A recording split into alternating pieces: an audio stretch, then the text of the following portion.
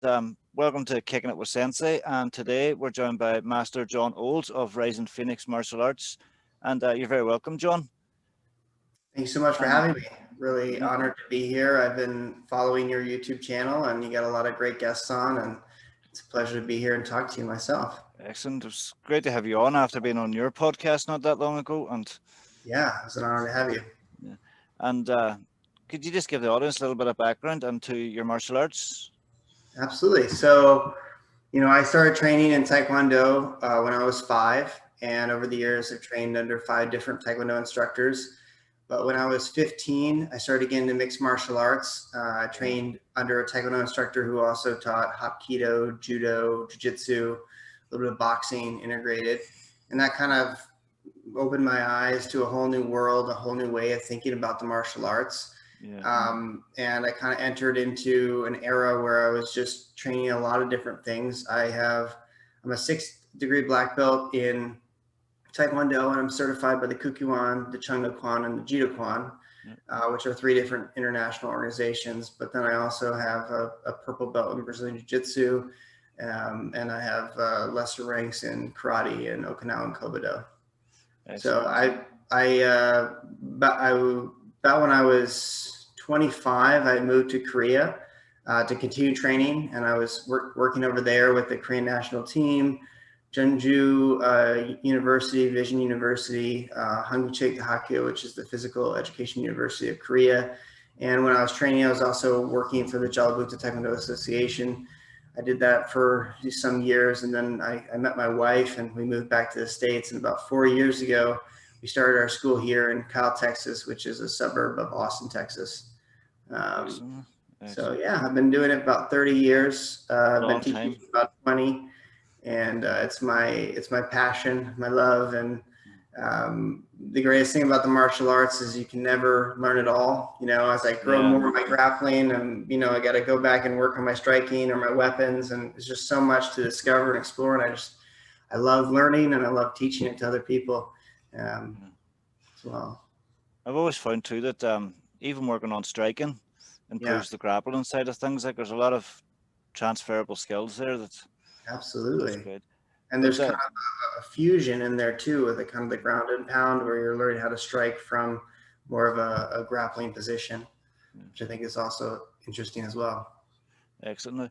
And as you said, you lived in Korea for a while. Did you find that Taekwondo training in Korea different to that in the US? It's very different, and that's a really big topic. I mean, we could get into that if you wanted to. Korean culture and American culture are very different. In American culture, we have this idea of a Renaissance man. You can do a lot of things, and you can be very good at all of them. That notion doesn't really exist in Korea. In Korea, they have paths, and that's what do actually means. It means it's a path. And when Taekwondo got the path label, that was a great honor, because it meant that it was an established path within the society that you could go up in.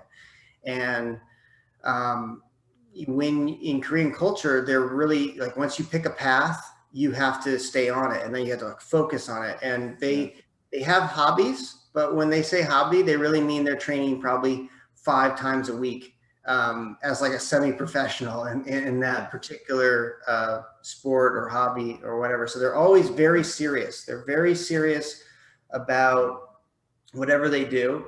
And because of that, the Taekwondo in Korea is a much higher level in general, and they have a very clear path for achieving success in Taekwondo. So like in Korea, if you are really into Taekwondo, you'll first start out like a JiuJitsu or like a kind of like an academy like we have here in the States. But pretty quickly, if you are good, you're going to want to go out for your elementary school team. And the school team is going to be training at a much higher level. You're going to be more of like in America, I don't know what it's like over there in Ireland, but in America, like high school wrestling. I did high school wrestling for a little bit, and we would train like 3 hours a day, 5 days a week. We go running for like an hour and a half. That's much more like the Taekwondo in Korea at the elementary school level, middle school level, high school level, and so on and so forth. And they have a pathway all the way up into professionalism. My wife, Master Sanok Main, was actually a professional Taekwondo player for her city, Kim Jae Sijong. And, that's something that's very difficult. Like a paid professional martial artist in America really doesn't exist outside of a very few limited spots. Yeah. Sometimes there's prize money, but usually not, paid to train. So yeah, it's very different. It's also complicated because in some ways it's very, very high. In other ways, it's very, very low. Like at the academy, because everyone leaves the academy and they go to these teams, the academy level is much lower than the academy level in the States and elsewhere in the world. There's actually some good practitioners at, schools in the Western world because they don't really have anywhere else to go. But there's also, even the best practitioners, I feel like in the West, aren't really like high level athletes outside of maybe some mixed martial artists and some really competitive, sport martial artists, which is something that, I wish we could figure out a way to work on because it would raise the standards in the West, immensely. Yeah. Excellent. Now, and you've also done a lot of Brazilian Jiu-Jitsu.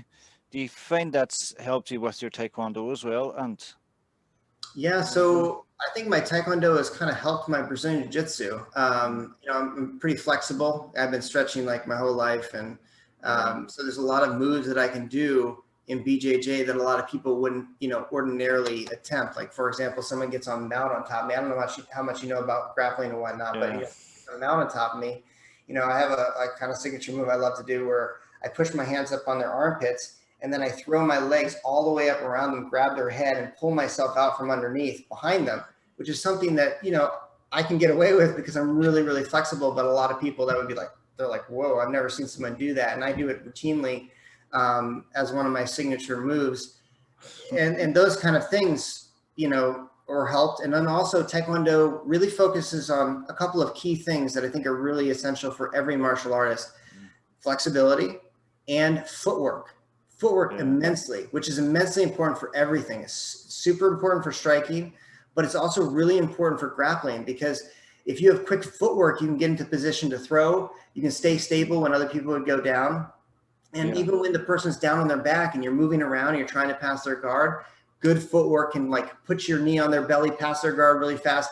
It's super important. And it's pretty adaptable to the kind of footwork that we use in Brazilian Jiu-Jitsu and grappling in general. Yeah. And do you think cross training is important in martial arts? It's absolutely. I mean, I think we can't be a jack of all trades and a master of none. And I find it very common that people, it's not as common now because MMA has become like more of a solidified pathway and maybe even like an art in its own. But I remember when I was growing up, because I've been doing this a long time, I actually was part of the rise of MMA, back in the early days when, these, no holds barred fights were occurring and people were sort of testing, their styles against each other. I remember one of the first tournaments I used to go to, it's fighting like a Kung Fu guy and a karate guy. We're all just, fighting each other. It's a totally open tournament. And I would be like refereeing for like some karate and like Kung Fu guy as a Taekwondo practitioner. And so, I've kind of seen that transfer. What was your original question? Is cross training important?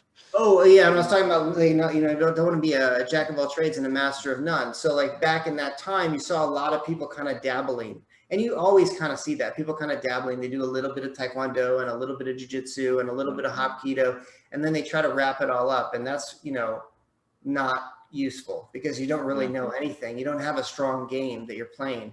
But I think it's immensely important that once you do have a strong game, to start filling in your weaknesses, because for like me to like get my roundhouse kick like a little bit more powerful, a little bit more agile is going to take like thousands and thousands of more repetitions. Whereas for me to just fill in a little bit of my like weapons knowledge or maybe like my grappling knowledge, it would take much less because I'm not as proficient in those areas. But yeah, so I think it's really important. It's also like, if you get really good at a certain motion, it's not as difficult for you to do that motion. I mean, that's the whole reason behind CrossFit, is like you're trying to like challenge yourself with different motions that are unusual to your body to make it more difficult for you. Yeah. And I think that's really important for martial arts too. I remember like I've been to like 30 martial arts schools over my life. And I remember the first time I went to a new school, and it was a Taekwondo school, and we we're doing very similar things, but we were doing them just slightly different. Yeah. And it was like way hard. I was like, why is it so difficult? And that's because it's just always, when you do things just a little bit differently, it becomes so much more challenging. And so, you know, having that experience, going out there, trying new arts is really important. And then I think actually what's really important about the cross training is to actually understand what the martial arts community looks like, and to have a good awareness of the martial arts as a whole. Very, very few people have that. Even a lot of these, you know, mixed martial artists these days, they just go to a mixed martial arts fight gym, and they don't really know much about the martial arts as a whole. And it's very typical that martial artists usually train at 1 or 2 schools their whole life. Very few people have been to like 30 different schools over their life. And I'm not saying that that's something you should strive towards, but like, you know, I moved a lot, and I got a lot of great training opportunities over the years. And so I had that ability, but like having that ability is actually a useful thing, for sure. Definitely. And I know you've trained in a lot of different martial arts over the years, but is there any martial art that you haven't trained that you'd like to try?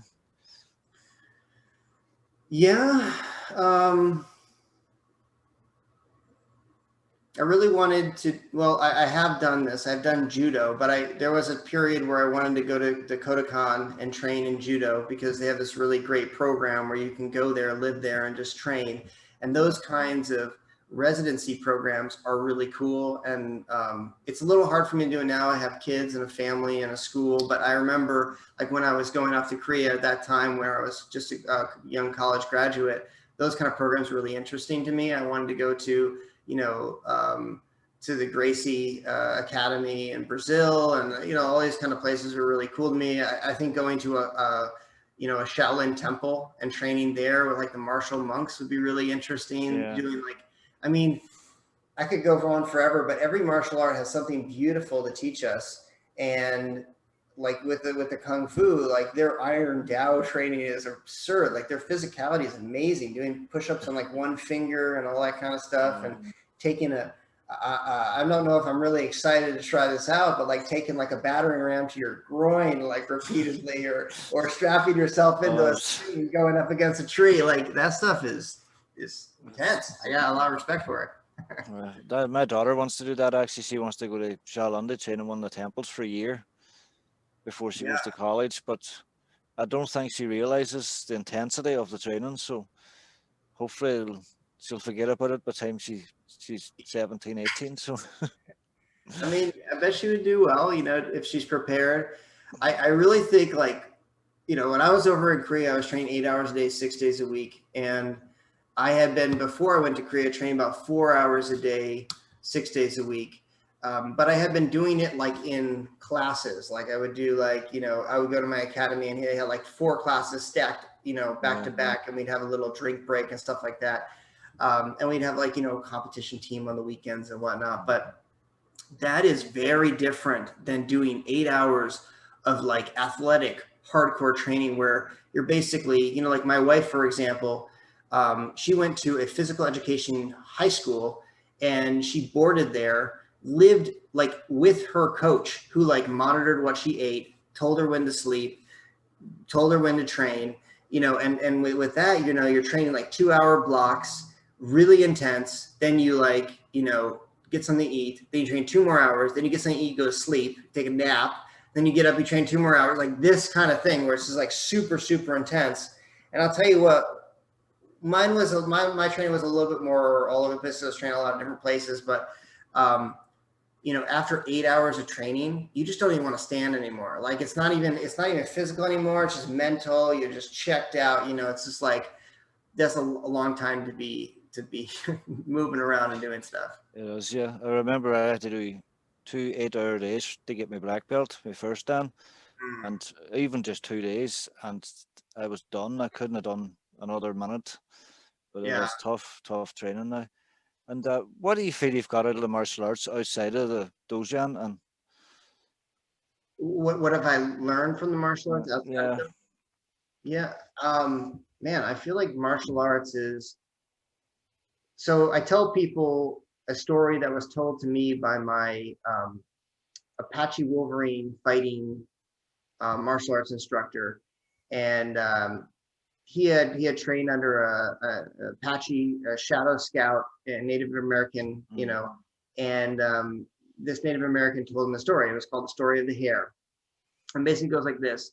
There's a young warrior. I'm going to make it really short and simple. Young warrior. He's really nervous about the battle that's coming up.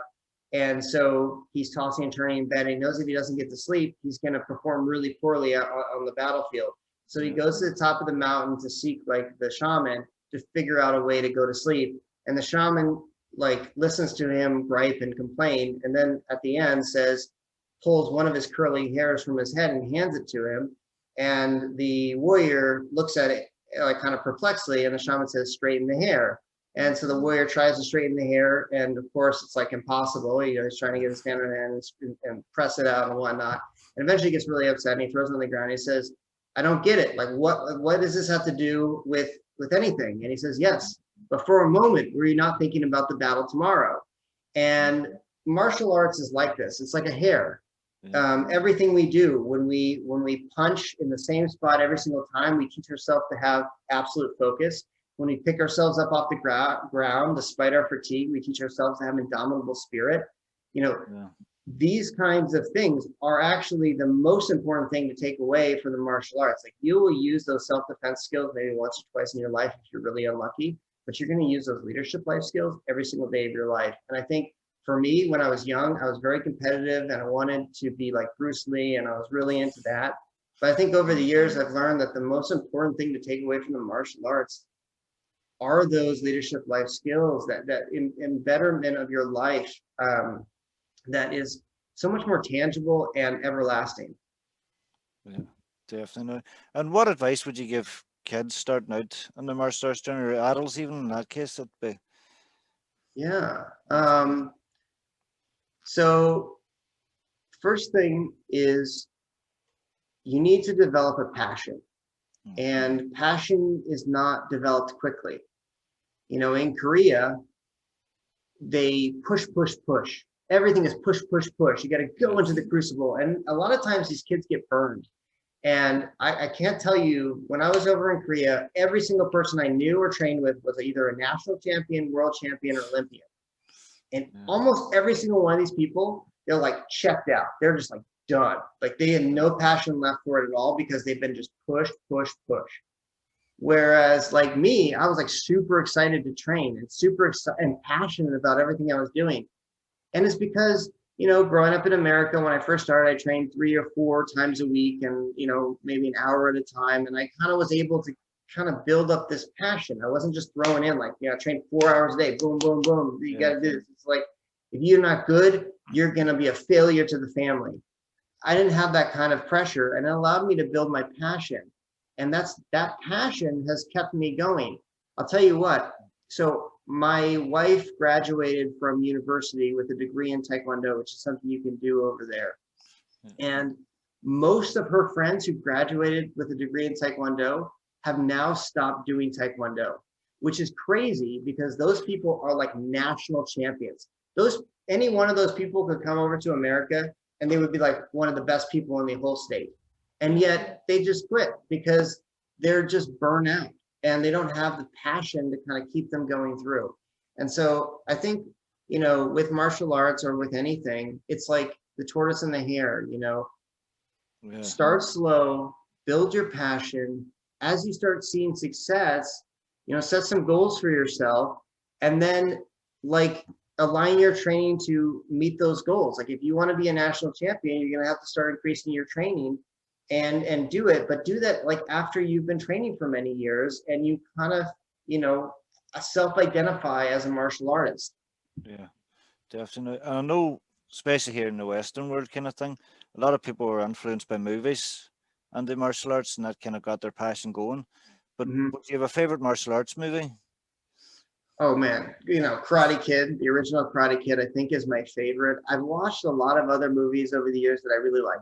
whoa, like Ombak is like amazing, but Yeah. like it doesn't hit me here. And I feel like the reason why I studied martial arts for so long is because martial arts profoundly hit me here.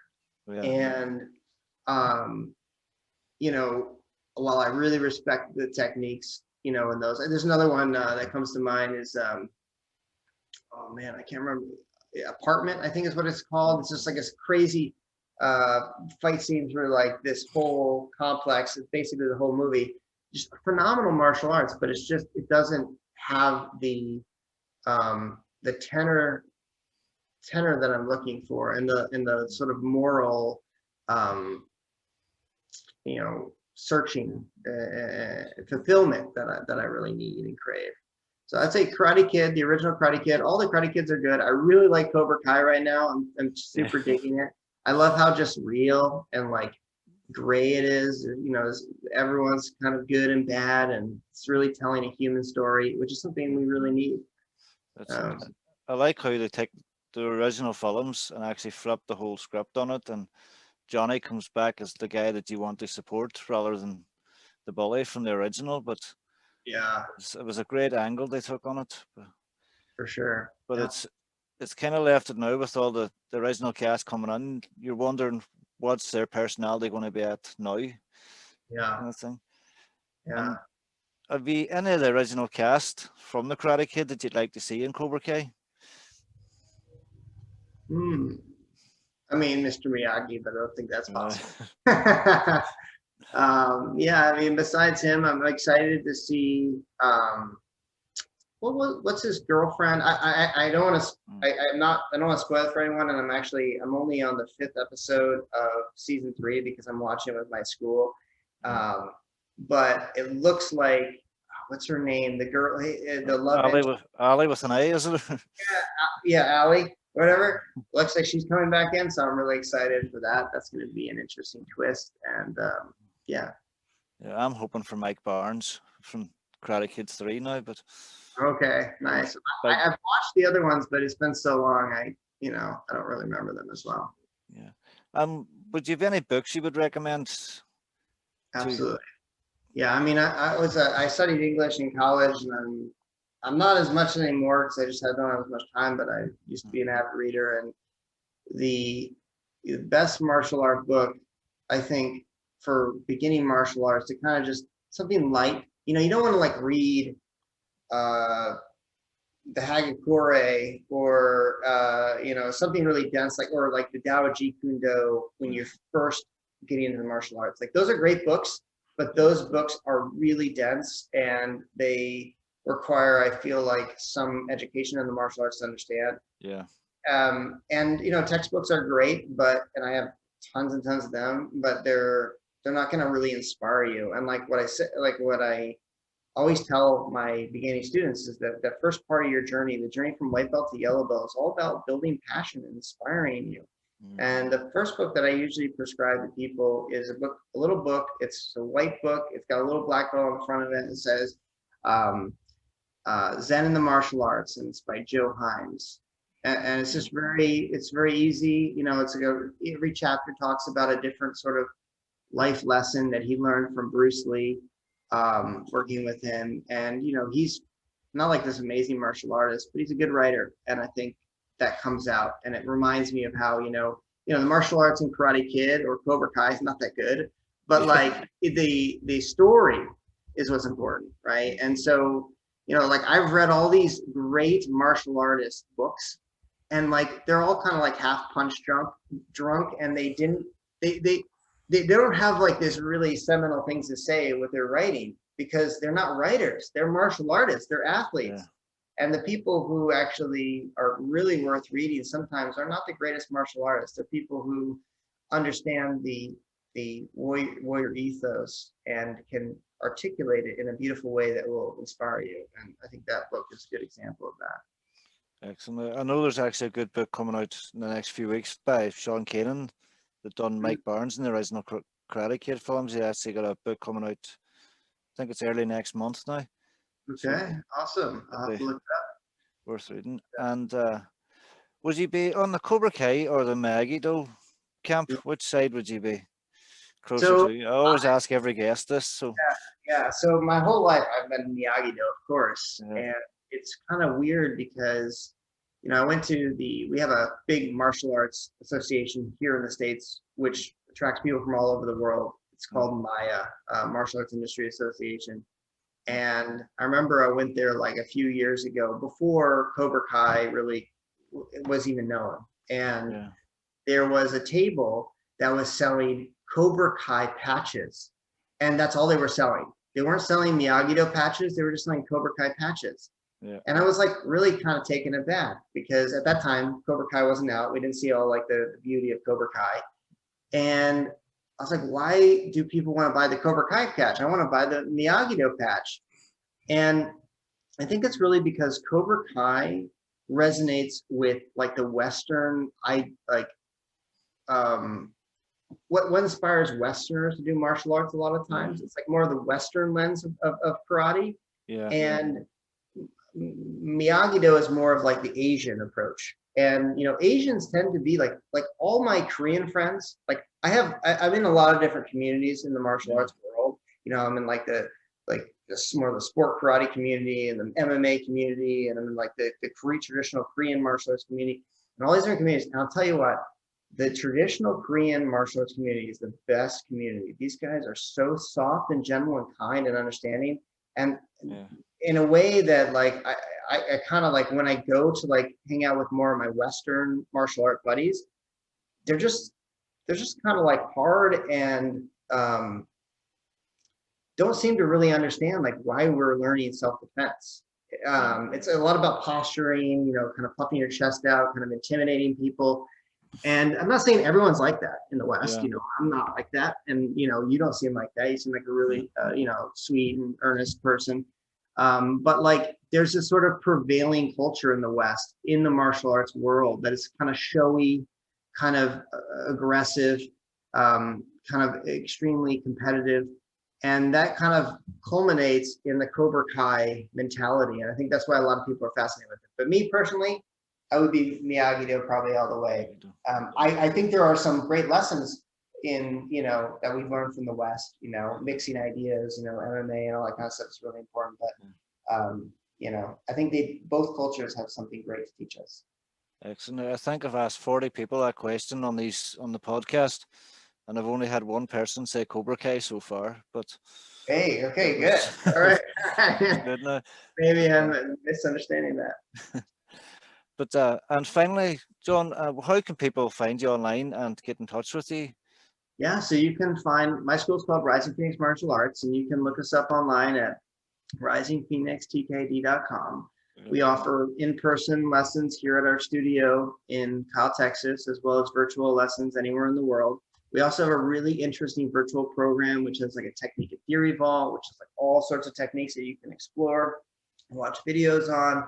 We have toolkits that teach you your rank specific curriculum and virtual testing and all this kind of stuff. So it's definitely a program that's designed uniquely for virtual, not just as like a tack on kind of thing. It's also very affordable as far as virtual programs go.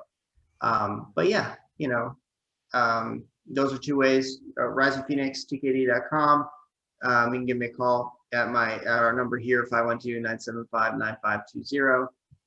And we also have a YouTube channel, look us up, Rising Phoenix Martial Arts. There's some great videos on the YouTube channel too. I actually enjoy the conversations by the hearth.